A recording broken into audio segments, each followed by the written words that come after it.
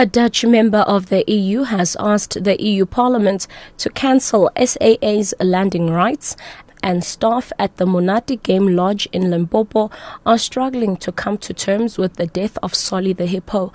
Ambusisiwa Khatebe with the latest news update. A Dutch member of the European Union has asked the EU Parliament to cancel South African Airways landing rights. Lucas Hartong's submission comes after SAA confirmed that selection for its new cadet pilot training program was driven by the Employment Equity Act.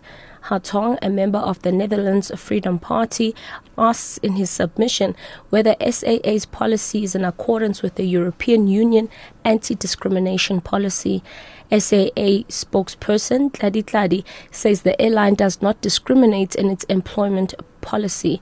He says the aim of the pilot training program is to respond to the need for skills development. It really would be a sad day for anyone to arrive at a conclusion that all that we are doing amounts to racism or discrimination. So it should not be an impression in the minds of South Africans or any other person for that matter that this particular program is designed to make it possible, or it is an automatic entry into the workforce.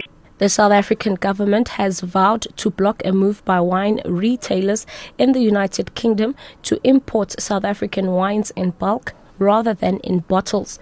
The government says the move would jeopardize hundreds of local packaging jobs. Currently, the bulk of South African wine is bottled and labeled inside the country before being exported to the European Union market. International Relations Minister Nkwana Mashabane has held bilateral talks with her EU counterpart, Catherine Ashton, in Pretoria. Nkwana Mashabane briefed the media after the talks. We would want to continue having that space to export good South African wine into the EU market. As the EU exports finished goods or beneficiated goods to South Africa. And one of the products that we think is good quality product that we would want to continue having access to the European market on is South African wines. Home Affairs Deputy Minister Fatima Chauhan says only one of the 34 mine workers killed during violence at the Lonmin Platinum Mine at Marikana in the northwest remains unidentified. She was addressing the media in Pretoria.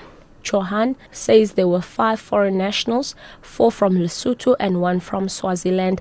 She says they've so far issued 30 death certificates to bereaved families, most of whom originate from the Eastern Cape.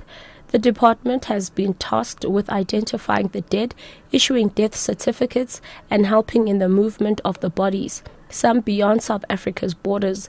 A total of 44 people, including 2 policemen and 2 security officers, were killed in the violence at the mine. Nearly 80 others were wounded. And lastly, staff at the Monate Game Lodge in Limpopo are struggling to come to terms with the death of Solly the hippo. Solly died after being trapped in a swimming pool for 3 days. The veterinarian, who arrived late to sedate the hippo, has denied being responsible for his death.